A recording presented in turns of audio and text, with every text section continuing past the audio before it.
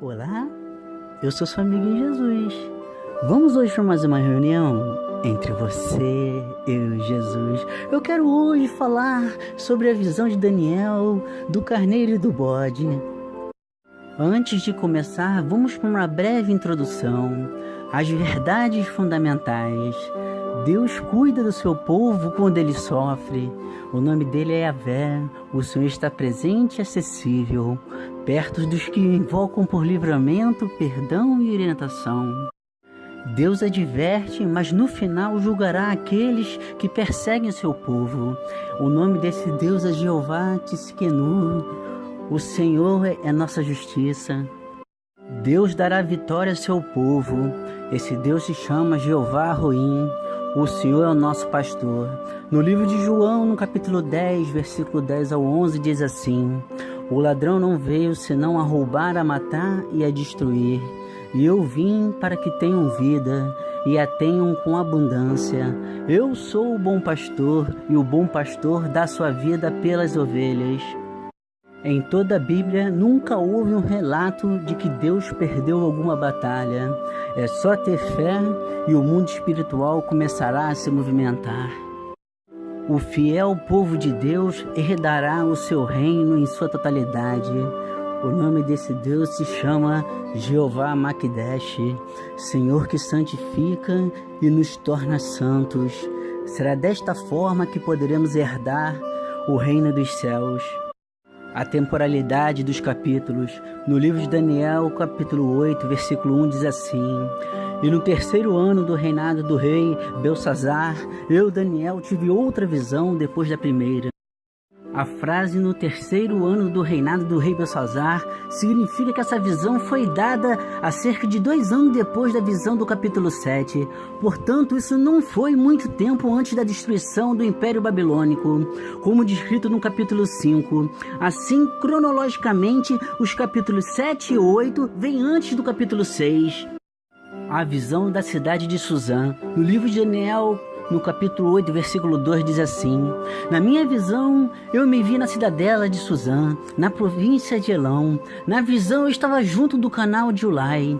Suzã era a principal cidade da Pérsia. O poder dos 2 impérios. No livro de Daniel, capítulo 8, versículo 3, diz assim: Olhei para cima e diante de mim, junto ao canal, estava um carneiro. Seus 2 chifres eram altos, mas um era mais alto que o outro, e o mais alto subiu por último. Um carneiro ao qual tinha 2 chifres simbolizava o Império Medo-Persa, governado por 2 reis, Dario dos Medos e Ciro dos Persas. E os 2 chifres eram altos, fala do poder deles, que foi suficiente grande para derrubar o poderoso Império da Babilônia, ao qual eles tinham se sujeitado durante muitos anos. A frase "um era mais alto do que o outro e o mais alto subiu por último" diz respeito à Pérsia, que se desenvolveu depois do Império Meda, mas que acabou crescendo até se tornar o mais forte dos 2. A visão do Império Medo-Persa. No livro de Daniel, no capítulo 8, versículo 4, diz assim: Vi que o carneiro dava testada para o ocidente e para o norte e para o sul, e nenhum dos animais lhe podia resistir, nem havia quem pudesse livrar-se da sua mão. Ele fazia conforme a sua vontade e se engrandecia. O carneiro citado nesse versículo é empregado aqui pelo Espírito Santo como símbolo do Império dos Medos e dos Persas. Vi que o carneiro dava testada para o ocidente, refere-se a um acontecimento do passado recente, a tomada da Babilônia. E para o norte, refere-se a Lídia, enquanto para o sul, refere-se ao Egito. A visão do Império Grego. No livro de Daniel, capítulo 8, versículo 5, diz assim: E estando eu considerando isso, e um bode que vinha do ocidente sobre toda a terra, mas sem tocar no chão, e aquele bode tinha um chifre notável entre os olhos. No sonho de Nabucodonosor, o Império Grego citado em Daniel, no capítulo 2, versículo 39, é representado pelo ventre e as coxas de bronze. Na primeira visão de Daniel, no capítulo 7, um leopardo com 4 asas e também com 4 cabeças simbolizava também esse império. Nessa visão, ele já foi simbolizado por um bode. A frase "mas sem tocar no chão" refere-se à velocidade das conquistas de Alexandre. Em 13 anos, ele conquistou todo mundo conhecido. O chifre notável fala do seu primeiro rei, Alexandre o Grande. A guerra do Império Medo-Persa e do Império Grego. No livro de Daniel, capítulo 8, versículo 6, diz assim: "E ele veio na direção do carneiro de 2 chifres que eu tinha visto ao lado do canal e avançou contra ele com grande fúria." Neste versículo, a expressão "avançou contra ele com grande fúria" fala da velocidade de suas conquistas e da ferocidade do seu ataque e da sua estratégia, que dominou completamente e venceu a força muito maior que era dos medos e persas. Os 4 chifres. No livro de Daniel, capítulo 8, versículo 8, diz assim: "O bode tornou-se muito grande, mas no auge da sua força, o seu grande chifre foi quebrado. E subiram outros 4 chifres notáveis em seu lugar, para os 4 ventos da terra." Mas no auge da sua força, o seu grande chifre foi quebrado. Neste versículo, refere-se à morte prematura de Alexandre o Grande, em 323 a.C., quando ele estava no ímpeto da sua força. Alexandre o Grande tinha 32 anos de idade quando ele morreu. E no trecho, subiram outros 4 chifres notáveis em seu lugar, para os 4 ventos da terra, refere-se ao seu reino sendo dividido em 4 partes depois da sua morte. O chifre pequeno. No livro de Daniel, capítulo 8, versículo 9, diz assim: "E de um deles saiu um chifre pequeno, o qual cresceu muito para o sul e para o oriente, e para a terra formosa, que é Israel." E na expressão citada nesse versículo, "e de um deles saiu um chifre pequeno", refere-se ao futuro anticristo que sairá de uma dessas 4 divisões do antigo Império Grego.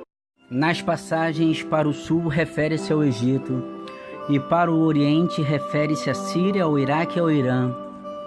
E no trecho citado nesse versículo, para a terra formosa, refere-se a Israel.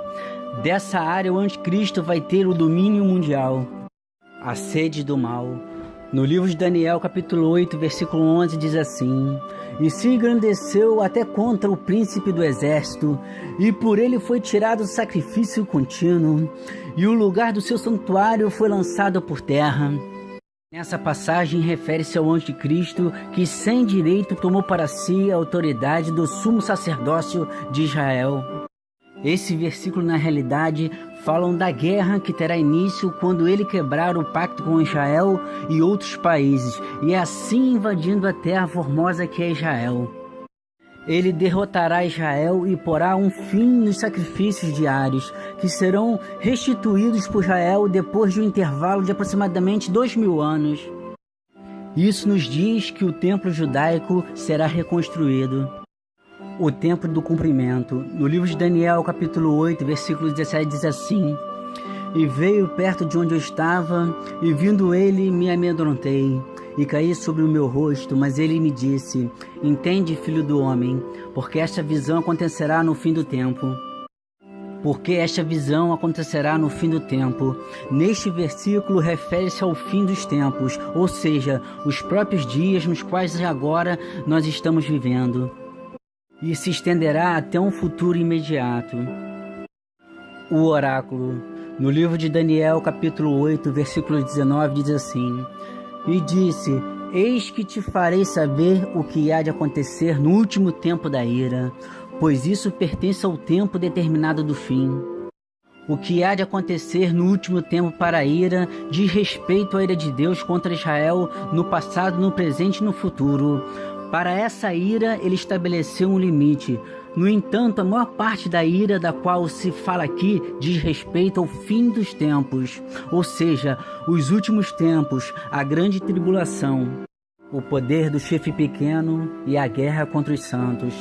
No livro de Daniel, capítulo 8, versículo 24, diz assim: "E se fortalecerá o seu poder, mas não pela sua própria força, e destruirá maravilhosamente e prosperará, e fará o que lhe aprouve, e destruirá os poderosos e o povo santo." Ele destruirá maravilhosamente, refere-se ao Apocalipse, capítulo 6, versículo 8, que de uma forma abreviada diz a respeito ao cavalo amarelo e o seu cavaleiro, que se chama Morte. "E prosperará e fará o que lhe aprouve, significa que os seus esforços serão bem-sucedidos. Ele destruirá os poderosos e o povo santo refere-se a Israel. A sua exaltação e a guerra com o Messias. No livro de Daniel, capítulo 8, versículo 25, diz assim: E pelo seu entendimento também fará prosperar o engano na sua mão, e no seu coração se engrandecerá, e destruirá muitos que vivem em segurança, e se levantará contra o príncipe dos príncipes, mas será quebrado, embora não por mão humana.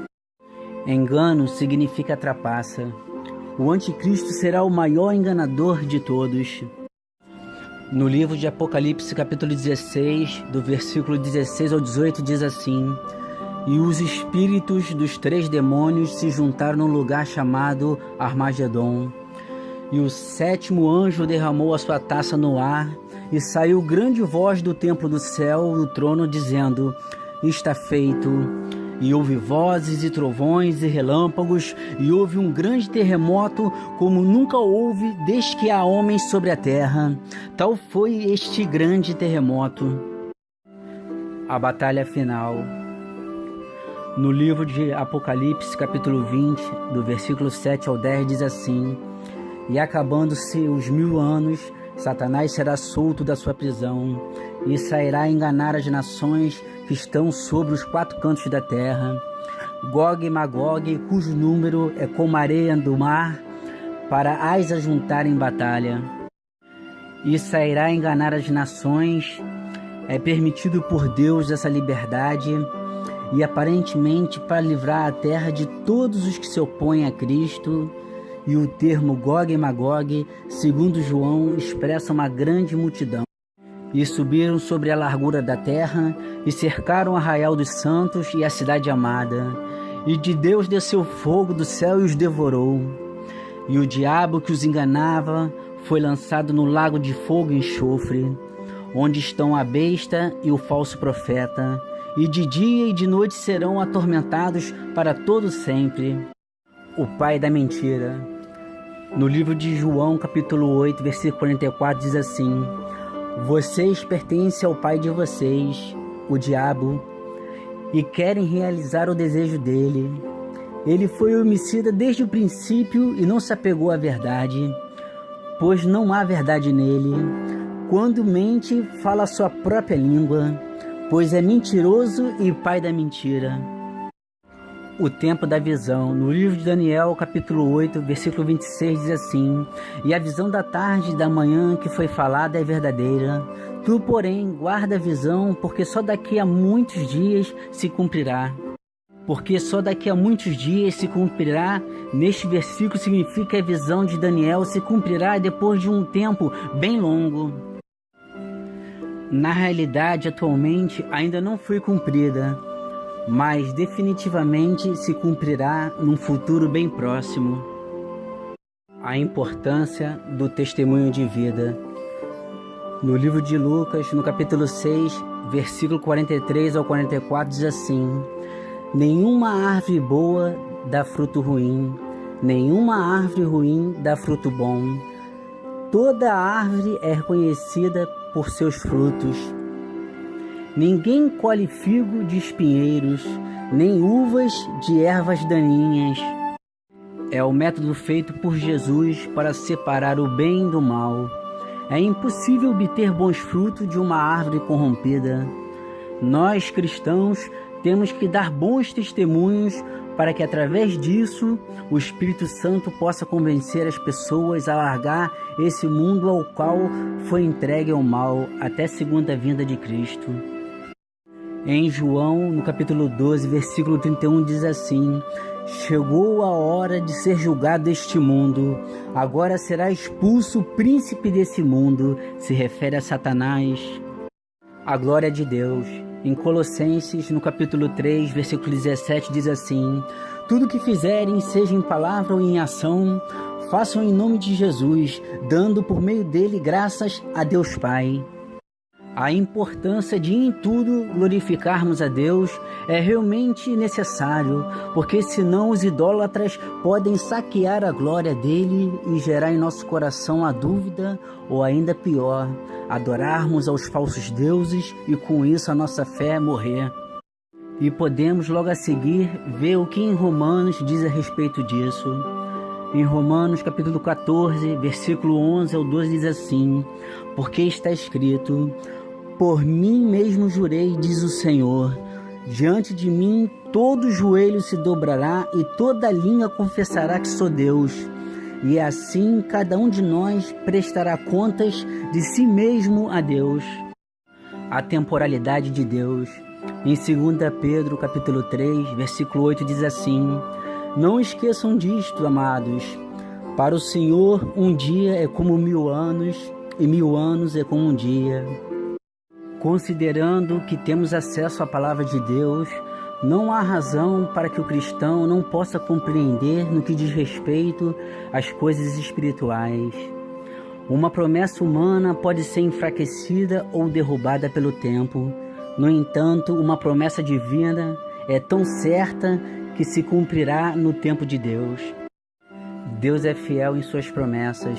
Em 2 Pedro, no capítulo 3, versículo 9, diz assim: o Senhor não demora em cumprir a sua promessa, como julgam alguns. Pelo contrário, Ele é paciente com vocês, não querendo que ninguém pereça, mas que todos cheguem ao arrependimento. Essa temporalidade de Deus tem a ver com o plano dele. O maior desejo de Deus é de poder levar mais pessoas para o seu reino. No livro de Números, no capítulo 23, versículo 19, diz assim: Deus não é homem para que minta, nem filho do homem para que se arrependa. Acaso ele fala, deixa de agir? Acaso promete e deixa de cumprir? A misericórdia de Deus. Saiba de uma coisa, meu amado, minha amada, vocês não estão sozinhos, porque aquele que começou a boa obra em sua vida é fiel para cumpri-la. Está em Filipenses capítulo 1, versículo 6, que diz respeito ao arrebatamento. O Todo-Poderoso está com você. Você faz parte do plano de Deus em sua promessa de vida eterna e nada lhe faltará. Então não se entristeça com esse mundo por aqueles que não têm Cristo em sua vida, que age conforme a carne, porque sabemos que a briga não é contra a carne, mas contra os principados e potestades. Isso está em Efésios 6,12. Quando apedrejaram Estevão, pérola do Senhor, ele fez 2 pedidos importantes.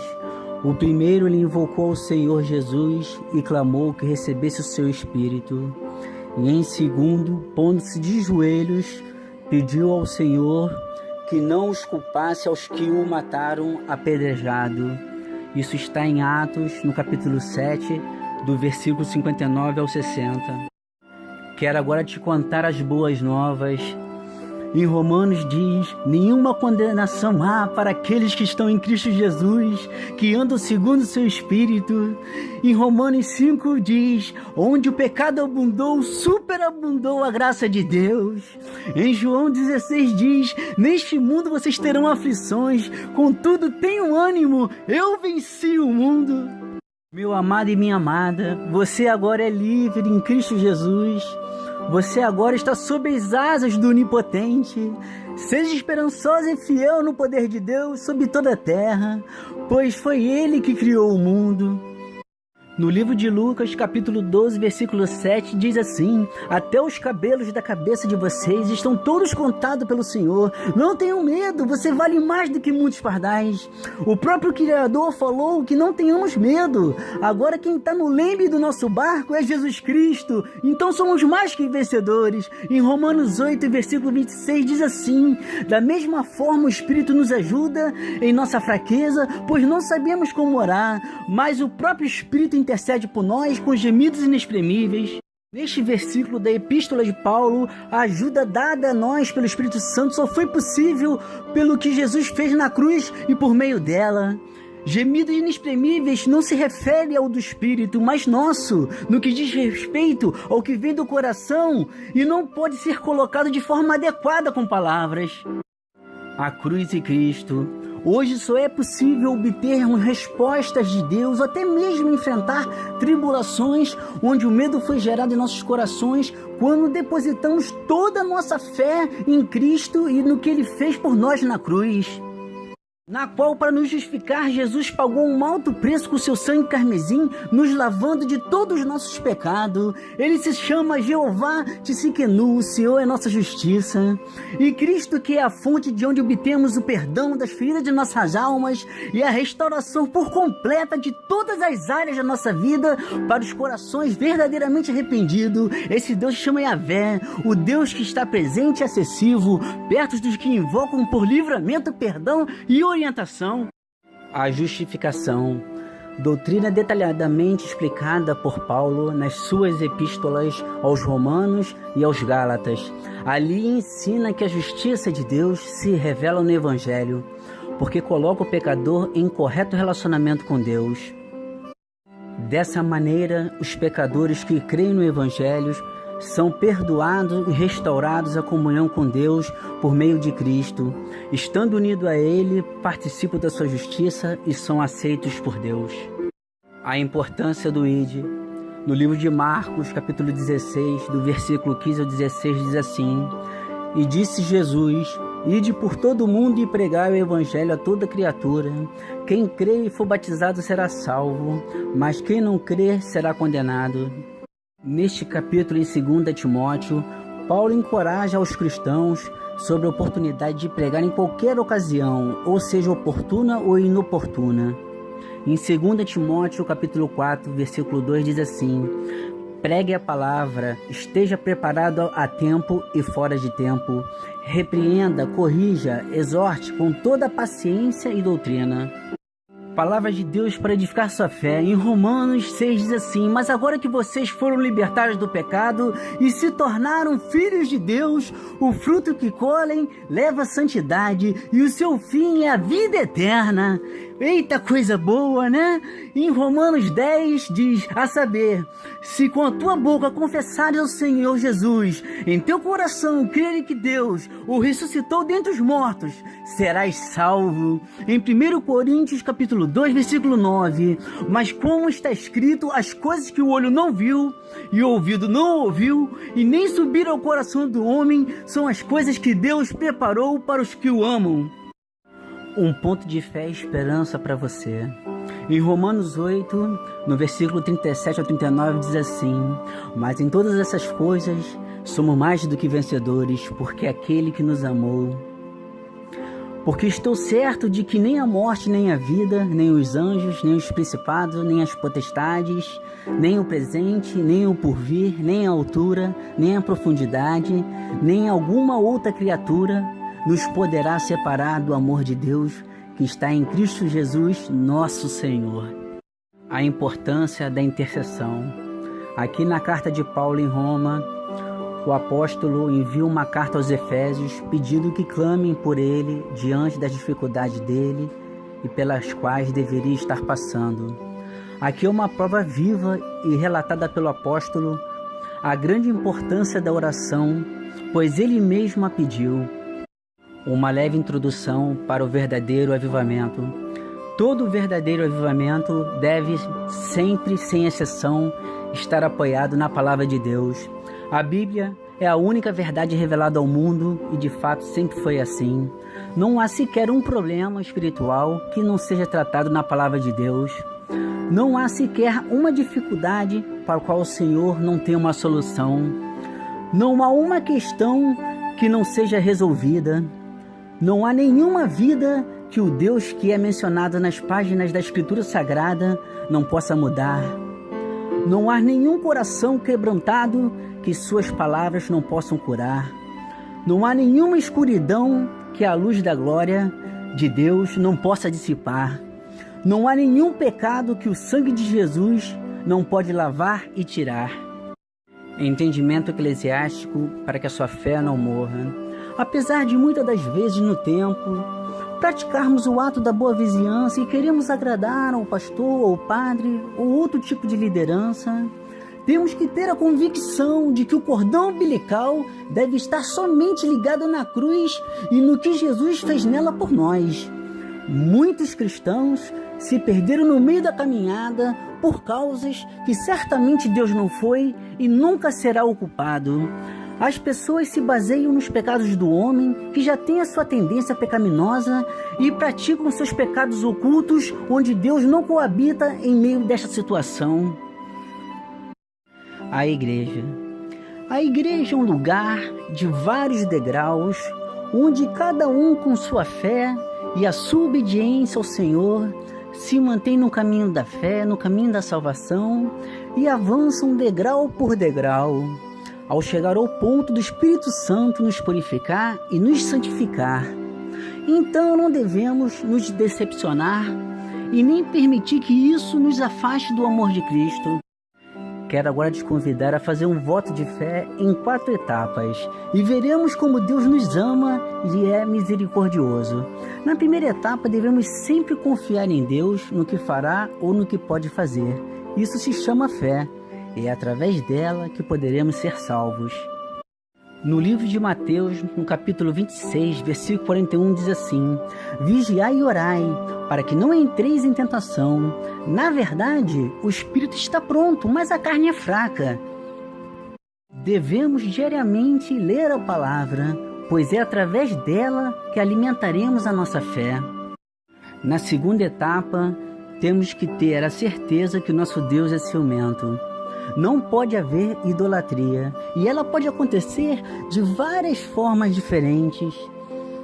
Pelo simples fato de ficarmos o dia inteiro em redes sociais e não sabermos administrar o tempo para Deus, é um exemplo entre outros de idolatria. Na terceira etapa, deveremos aceitar a conversão, onde o velho homem morrerá e nasceremos como filhos de Deus através do batismo. E o nosso nome estará escrito no livro da vida, de onde prestaremos contas no dia do juízo final. Então agora o pecado não habita mais em nós, e sim o Espírito Santo. E já sabendo que temos a tendência à natureza pecaminosa, devemos ir sempre para o joelho dobrado e pedir perdão ao Senhor. Sabemos que no início pode parecer difícil, mas ao perseverar e começarmos a ter experiências com Deus, te garanto que nunca mais nos afastaremos dos caminhos do Senhor. A quarta etapa, a importância de jejuar. Ele pode ser de diversas formas diferentes, não apenas ficar um dia sem comer, porque entendemos que muitas pessoas, por questões de saúde, não podem assumir esse tipo de compromisso. Mas podemos, por exemplo, ficar sem acessar redes sociais, renunciar a algo que gostemos de fazer. Isso é uma forma também de jejuar. O porquê de jejuar. No livro de Marcos, capítulo 9, no versículo 25 ao 29, diz assim: Quando Jesus viu que a multidão estava se juntando, repreendeu o espírito imundo, dizendo: Espírito mudo e surdo, eu ordeno que o deixe, nunca mais entre nele. O espírito gritou, agitou violentamente e saiu. O menino ficou como morto, ao ponto de muitos dizerem: ele morreu. Mas Jesus o tomou pela mão e o levantou, e ele ficou de pé. Depois de Jesus ter entrado em casa, seus discípulos lhe perguntaram em particular: por que não conseguimos expulsá-lo? Ele respondeu: essa espécie só sai pela oração e pelo jejum. Quero agora orar pela sua vida. Abaixe sua cabeça. Senhor, meu Deus e meu Pai, é na Tua santa presença, Senhor, que eu te peço, que eu intercedo por essas pessoas que estão ouvindo a Sua voz, meu Pai. Deus amado, Deus querido, que no meio das nossas dificuldades e tribulações, nós possamos ouvir a Tua voz, nos convidando a caminhar contigo, meu Pai. Que a nossa fé não vacile, que possamos manter os nossos olhos acima de todos os nossos problemas. E ainda que se o nosso olhar por algum momento se desvie do Teu, e se porventura nós começarmos a nos distanciar de Ti, que o Senhor estenda a Tua mão em nossa direção e nos dê livramento. Pai querido, Pai eterno, confiamos em Ti, ó Pai. Sei que o Senhor pode nos fortalecer nos momentos mais difíceis da nossa vida, porque o seu poder se aperfeiçoa nas nossas fraquezas.